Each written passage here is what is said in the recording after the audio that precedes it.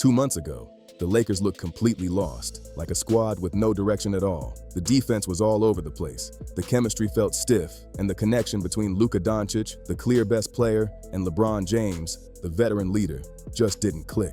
People were already writing them off, saying this team had no shot and this whole experiment was doomed from the start. But then, everything flipped. To Doncic. Spencer Jones on him. Here's the double. Doncic on the drive. Step back. Puts it up. Puts it in with 0.5 of a second remaining. Lakers by 2. Over the last 10 games, the Lakers have gone 9-1, and Luka has been going crazy during that stretch. We're talking 44 points, then 51, then a game-winning triple-double against Jokic and the Nuggets. That's not just playing well, that's straight domination. What makes it even wilder is he's doing all this while dealing with a tough personal stretch. For someone already known as one of the league's most gifted scorers, Luka has somehow leveled up again, and it's hitting the whole team. The Lakers are now thriving in the exact area people thought would break them, and the timing couldn't be better with the playoffs getting close. This feels like Luka quietly saying, "I told you so," to the entire league. And still, the doubt around Luka never really disappears. Even with numbers that keep putting him among the elite every single year, people keep saying the same stuff. He's not efficient.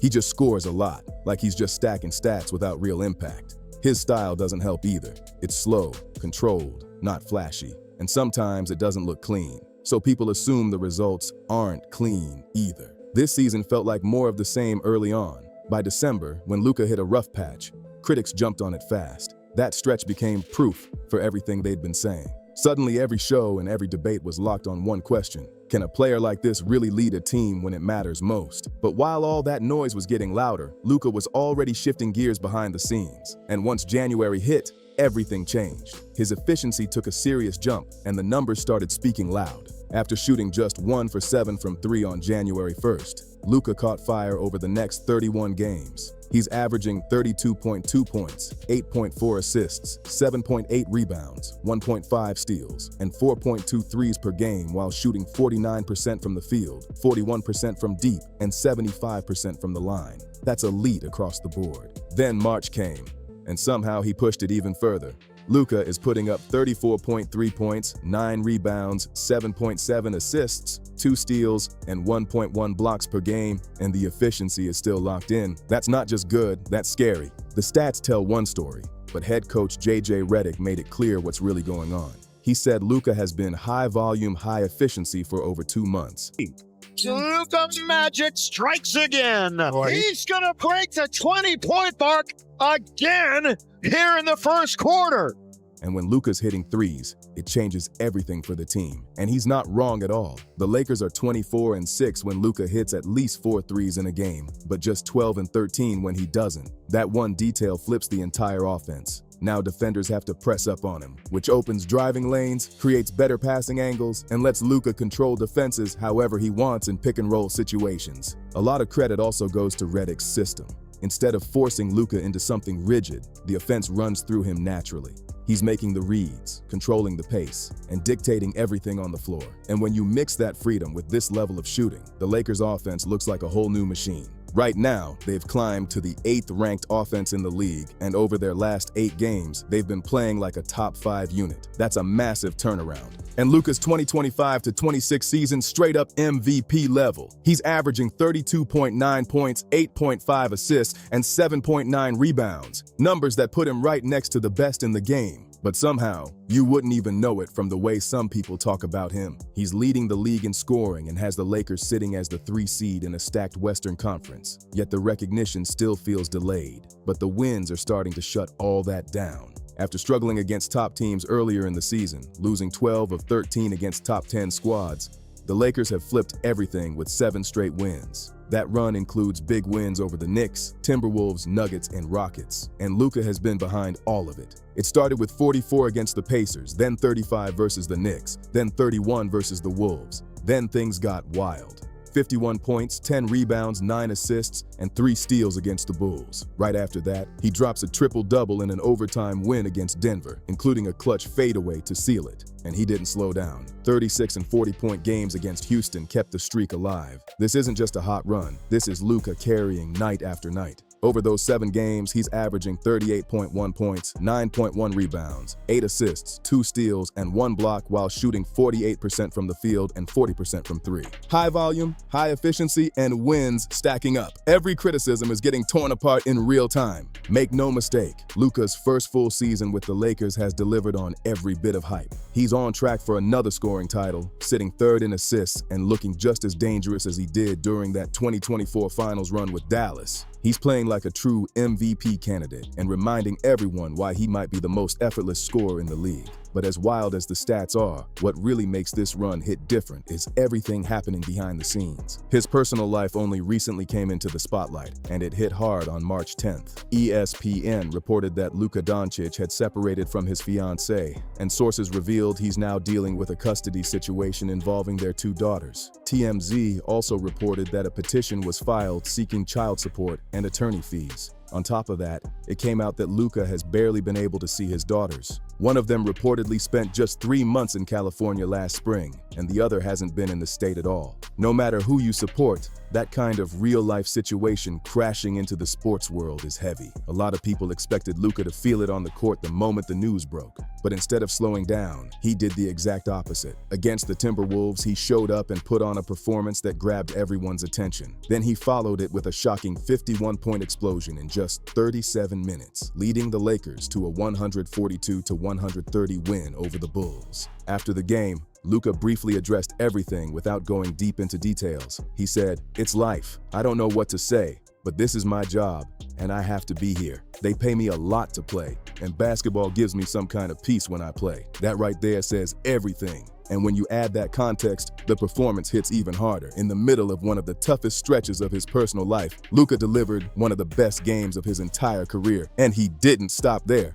Just 2 nights later, he dropped a 30-point, 13-assist, 11-rebound triple-double in a dramatic 127-125 overtime win against the Nuggets. Then he sealed it with a clutch game winner, his first in a Lakers jersey. That's not normal. That's next-level focus. Luka has taken the pressure, the stress, and everything surrounding him and turned it into pure production. He's locking in on the one thing he can control, his game, and using it to push through a difficult moment in his life. Now, with Luka playing the best basketball he's shown since joining the Lakers, the offense looks dangerous every single night. They can go shot for shot with anyone. But the real question is still hanging there. Can the defense hold up when it matters most? Coming into the season, nobody expected the Lakers to be elite defensively, but the start was even worse than expected. Through the first 40 games, they ranked 26th in defensive rating, giving up 117.9 points per 100 possessions. That's the kind of number that usually shuts the door on serious contenders. The issues were everywhere. They ranked 18th in opponent free throw attempts, 19th in steals, 20th in defensive rebounding percentage, 21st in points allowed in the paint, and 23rd in opponent three-point percentage. It wasn't just one weakness, it was everything at once. Perimeter defense was breaking down, drives were going uncontested, and transition defense kept getting exposed. Add in turnovers, and it was basically handing opponents easy points. This wasn't just a flaw, it was a full-on problem that needed fixing fast. And that's where JJ Redick stepped in and switched things up in a big way. He made a bold, tactical adjustment, and it completely changed the identity of this defense. Since January 18th against the Raptors, the Lakers have leaned heavily into zone defense, using it on 17.6% of possessions. That's a huge number, basically leading the league. They've been running a 2-3 zone with 2 players up top and 3 covering the back line, shifting away from strict man-to-man into controlling space. It's not just basic zone either. They've mixed in peel switching, scram switching, smart help rotations, and even free safety style coverage to throw offenses off. The whole idea is simple.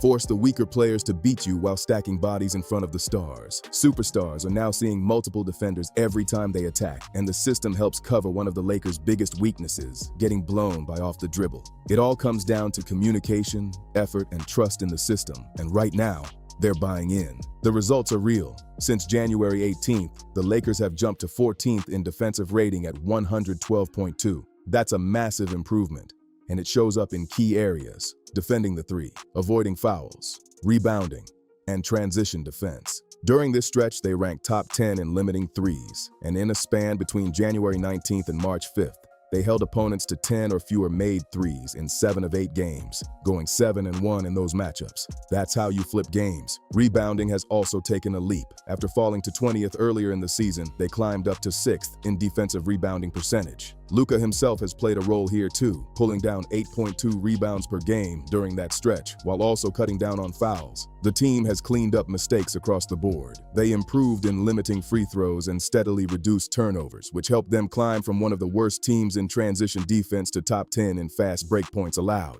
That's a serious turnaround. The bottom line is clear. The Lakers' defense is no longer a weak spot.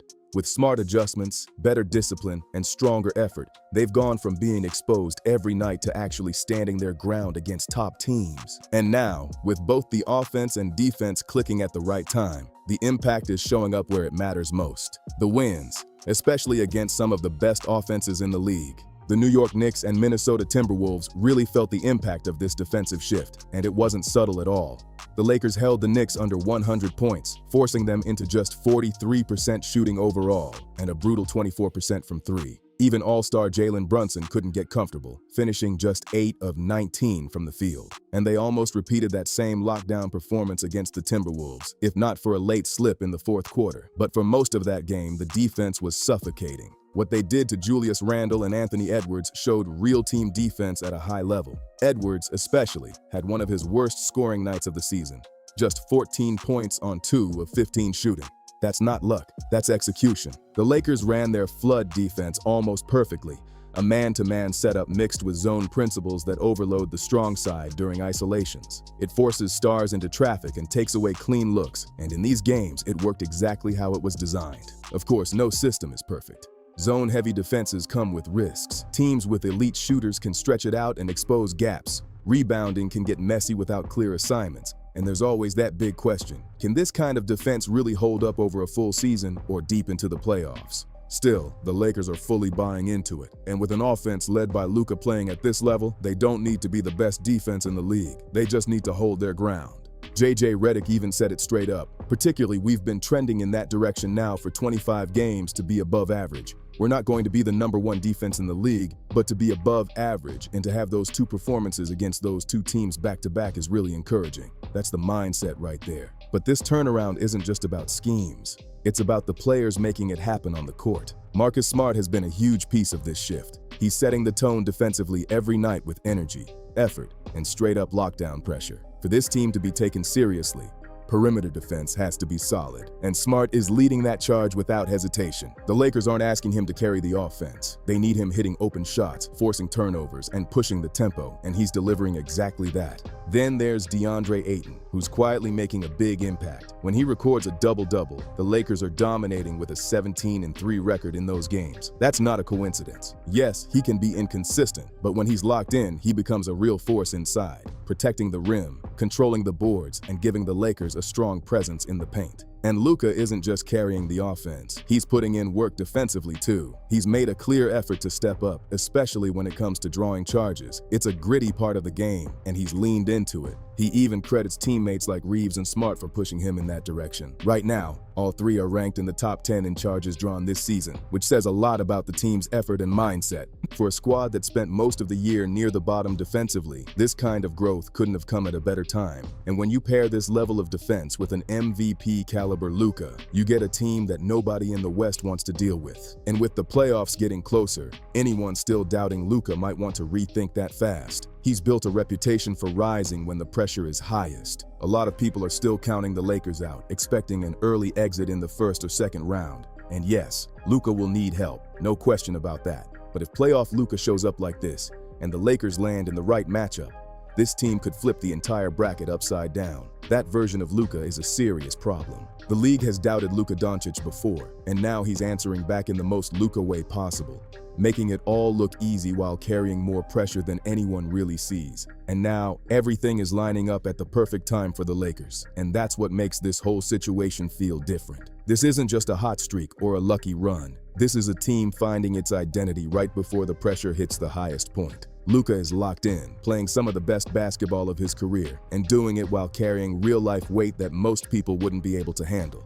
That's what separates stars from superstars. When things get tough, he doesn't fold, he levels up. The offense is clicking, The defense is no longer a weakness, and the confidence is growing with every single game. You can see it in how they move, how they communicate, and how they close games. This team isn't hoping to compete anymore. They're expecting to win.